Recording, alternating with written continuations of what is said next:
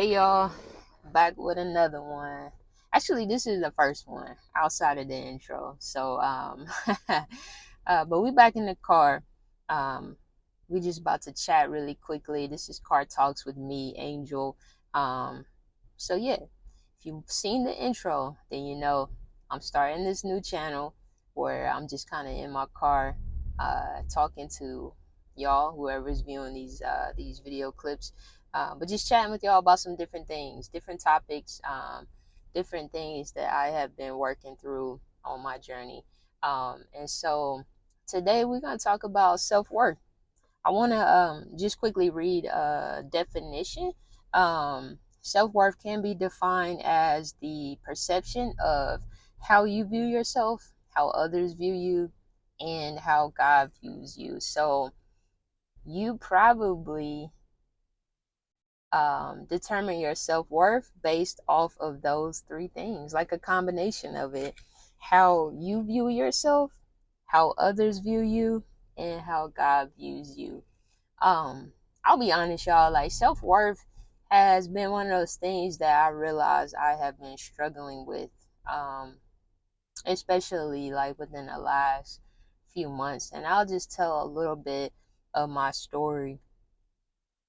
So for about a 7 year span, within my like professional career, I experienced three job layoffs.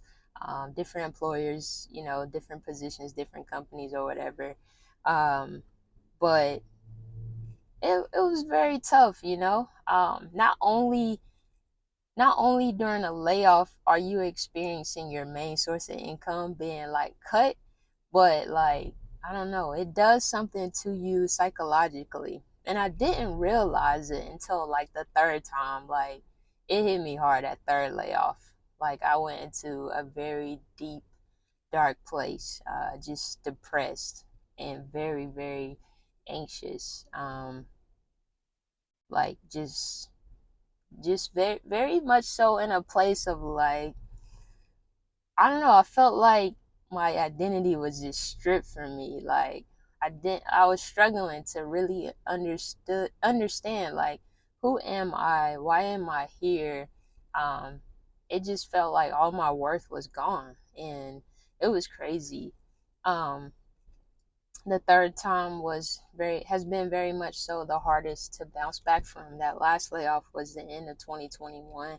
I had just relocated out of state, moved away from my family, my comfort zone, kind of away from everything that I was used to, and then God just like had me out here.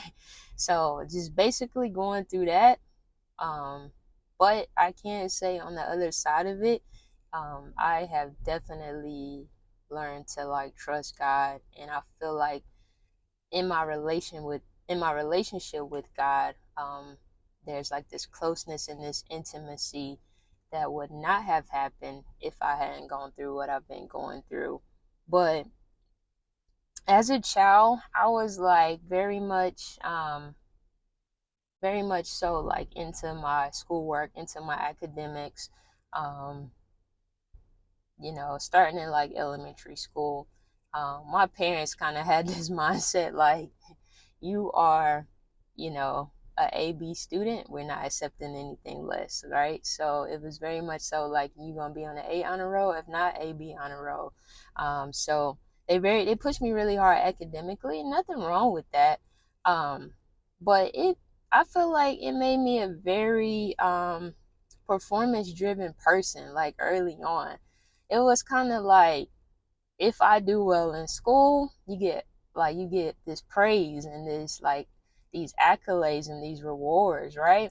And so all throughout my life, it was like perform, perform, perform. Like I would go to the awards day, rack up on awards. You know what I'm saying?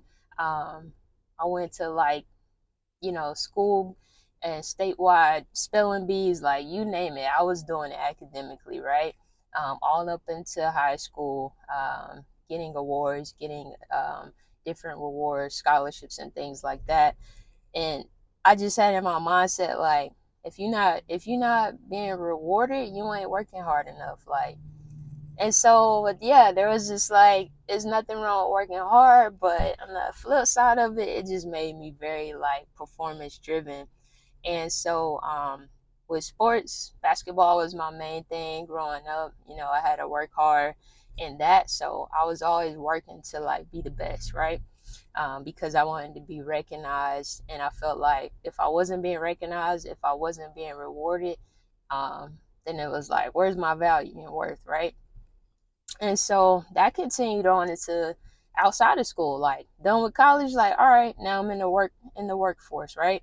I'm working, and I had that same thing, like very performance driven. Whether I was working in like on a team where there was like some sales involved, you know, I want to be the best at that. Or you know, when it comes down to like those quarterly reviews and things like that, it's like I need to be getting like fours and fives out of five, right? Or however it was scored or graded. I wanted that top review. So this kind of just carried on. But in my professional career, this is the first time that I started to like face rejection. Now I have faced rejection a little bit, you know, as a kid, certain things, you know, but as an adult, this is where it really hit hard. And I didn't know how to deal with rejection. Like this was new for me. Like the first, like all of the job layoffs had nothing to do with me and my performance. You know, it was things like, you know, budget cuts, or you know, I worked for a startup, it didn't get going well, so like money wasn't rolling. There were certain jobs they had to cut. Like it was just things outside of my control, right? All three of them were things outside of my control. I worked for a mortgage company. When the market shifted, boom, there went my job, right? Because houses weren't selling like that. So it was just different things like I couldn't control. You know, I had no control over it. Things outside of my control. And that's another thing that I'll get into probably in another video, about like needing, like struggling with like wanting to be in control. And when things happen that are outside of my control, it just like shakes my world. But anyway, we'll talk about that a little later. So dealing with these job layoffs, it started to impact the way that I saw myself. It started to affect the way that I saw my worth. And it was just like, wow, like even though I knew there were outside factors that affected me getting laid off, it was still like in the back of my mind, I was like, dang man, like you're not worthy. Like you're not worth. You put all this energy, all this time into this position, into this company, and then the moment they don't need you, or the moment they can't afford to keep your position, you just cut. Like it don't matter. It don't matter about your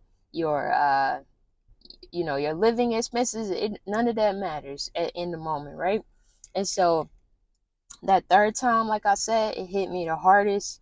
And I just went into this dark place feeling like hopeless, feeling like, why am I here? Feeling like I don't even want to be here anymore. I'll just be honest. It was just like, if this is going to keep happening, like clearly, like I just don't have any worth to give. And God began to take me through this healing journey, man. And He began to show me that my worth wasn't tied to any of that stuff. Like, yeah, it's good to, you know, I went to school, I've gotten degrees. Yeah, I have all these accomplishments, all these rewards. You know, I had good paying jobs, right?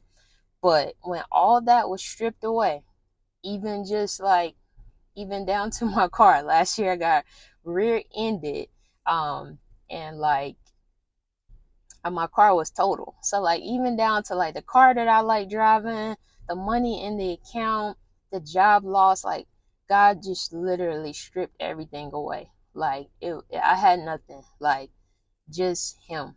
And He began to show me, hey, like all those things are stripped away. Here is how I see you. This is who I see you as. You have value, you have worth, because and it's not tied to those things. It is tied to who you are in me and who I see you as. And so God really began to show me that like my value wasn't found in any of those other things. It literally was found in Him.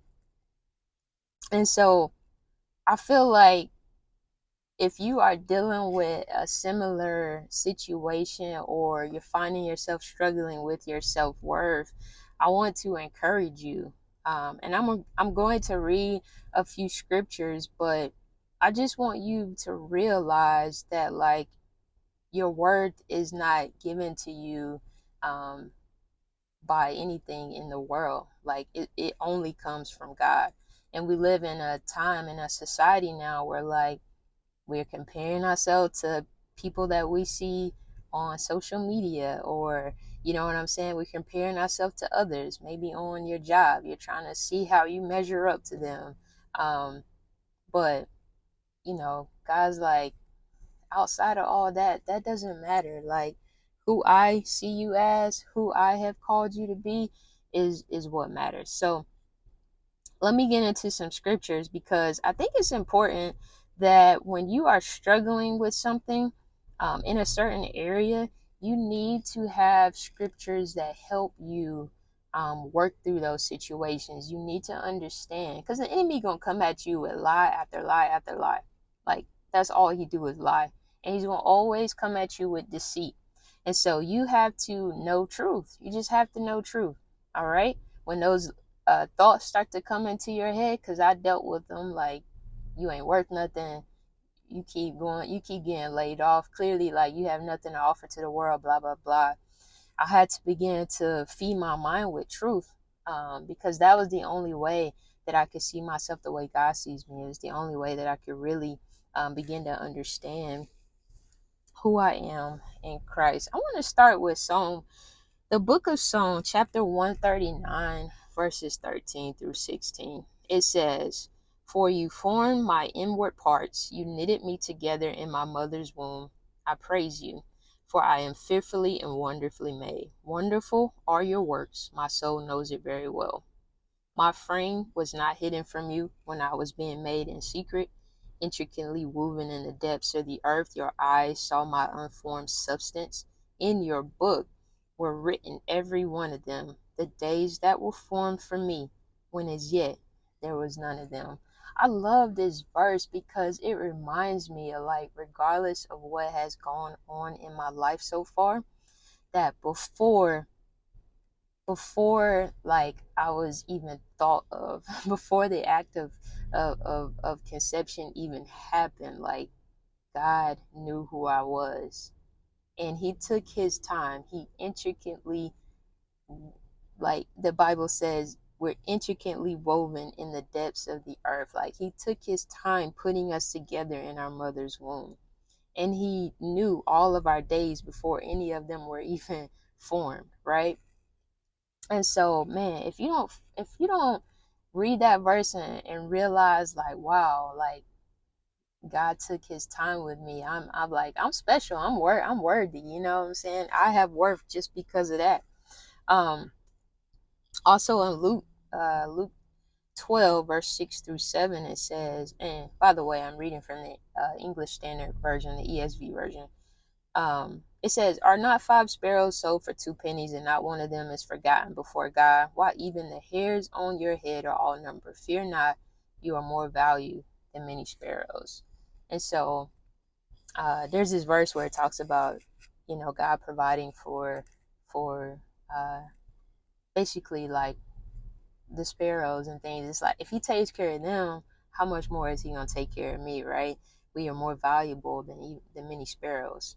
Um, Romans Romans chapter 5 verse 8. "But God shows his love for us in that while we were still sinners, Christ died for us." Like what? You know what I'm saying? No greater love than for someone to lay down their life, and for God to be thinking about me, for him to leave his throne to come down to earth, take on flesh, and die for me while I was a sinner. Like he was thinking about me. Like that, you have worth. Like you have worth. I could go on and on. First Peter chapter 2 verse 9, it says, "But you are a chosen race, a royal priesthood, a holy nation, a people for his own possession, that you may proclaim the excellencies of him who called you out of darkness into his marvelous light." Another one, chosen, royal, holy. These are the things that God has said about us, giving us worth, right? In none of these verses does he mention clothes, cars, shoes, title, status, position, money, spouse, anything that we tend to associate our worth with. Oh, I don't have a spouse, I'm not worthy. I don't make $80,000 a year, I'm not worthy. Or I don't drive that car. You know what I mean? I don't have, you know, a house with this amount of square footage. We start to feel like we start to associate our self-worth with all of these things that are temporary. They are things that are here today, gone tomorrow. They are fleeting. And when God began to strip those things away, he showed me like, you still have worth. Like, you still have worth. There are still things that I want to do through you in the earth, but I need you to see yourself how I see you. I need you to associate your self-worth with me. You cannot find your worth outside of Christ. It's prideful, honestly. It's prideful to even think that you have worth outside of Christ. Like, that's pride, y'all.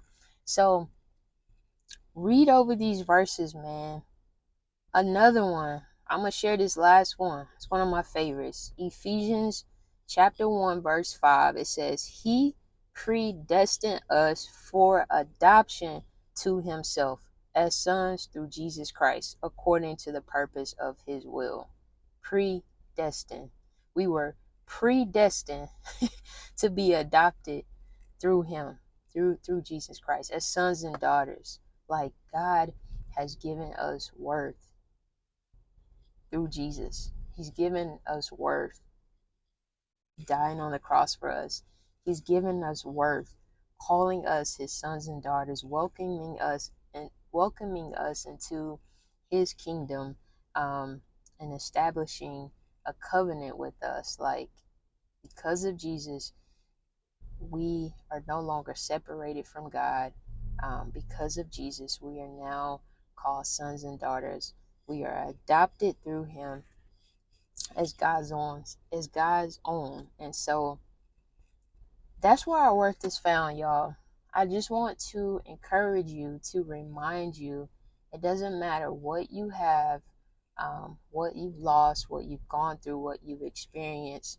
It doesn't matter who has told you that you are worthless. Okay? Because we could get into a long discussion about people trying to tell you your worth, but I just want to remind you that your worth comes through Christ alone. He loves you so much, so much. And I need you to begin to read these scriptures about who God says you are. I need you to begin to understand that your worth comes through Christ. Because when you get that revelation, when you get that understanding, man, it's going to change your whole life. It's going to change your whole life. You're going to move different. You're going to walk different. You're going to talk different. You're going to associate different, like who you associate with, who you allow into your space or whatever. Like, everything in your world will change when you understand your worth. And so get into his word, y'all. Read the truth so you can combat those lies. That's it, y'all.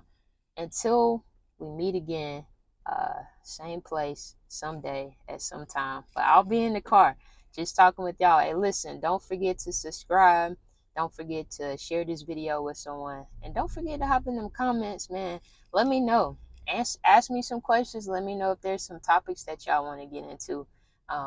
But I'll see y'all on the next one.